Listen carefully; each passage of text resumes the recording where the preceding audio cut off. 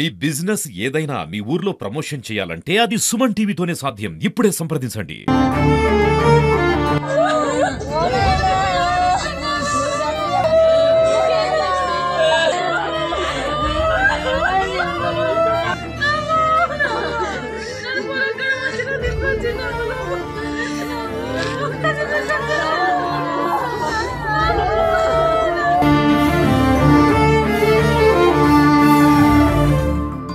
Welcome to Suman TV. ప్రస్తుతం మనం Narsampet division పరిధిలో కనపురం మండలం ఉన్నాము. కనపురం మండలంలోని రాగంపేటలో ఉన్నాము.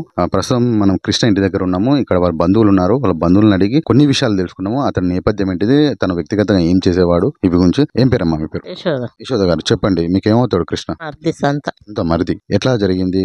ఆయన తాళ్ళకి పోయిండు పొద్దున్నే. తాళ్ళకి పోయినాక ఈవెన్ ఫస్ట్ పొలం కాడదోళ్ళు వచ్చిండు, కొడుకును ఈవెను. వీళ్ళిద్దరు ఎవరు లేరు ఇంటికాడ. పెద్ద కొడుకు పరిచయం పోయిండు. పోయినాక తాళ్ళకి పోయినాక ఆడ బెదిరించిల్లట. ఆడ బెదిరిస్తే ఎవరికి చెప్పలే, వచ్చి ఎవరు లేరు ఇంటికాడ. అందరు పక్క మనోళ్ళు ఇట్లా ఎవరు లేరు. లేకుంటే ఎవరికి చెప్పకుండా మందు తాగేసిండు. అంటే ఈ యాక్సిడెంట్ అయ్యి 3 సంవత్సరాలు అవుతుంది.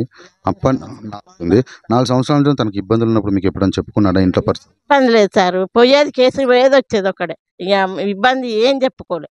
చెప్పనైతే చెప్పలే. ఇక చెప్పని మనం చెప్పుకుంటే ఉన్నది. ఇక మొన్ననే వాళ్ళు బెదిరించిల్లట. భార్య కొడుకు ఎవరు లేరు ఇంటికి, తాళం వేసిపోయిళ్ళు. వచ్చి తాళం తీసిండు. ఇంట్లో కలుపు మందు ఉండే, ఆ డబ్బా లీటర్ డబ్బా తాగేసిండు. తాగేసినాక ఇక అందరు చుట్టుపక్కల ఇక తీసుకొని పోయిళ్ళు.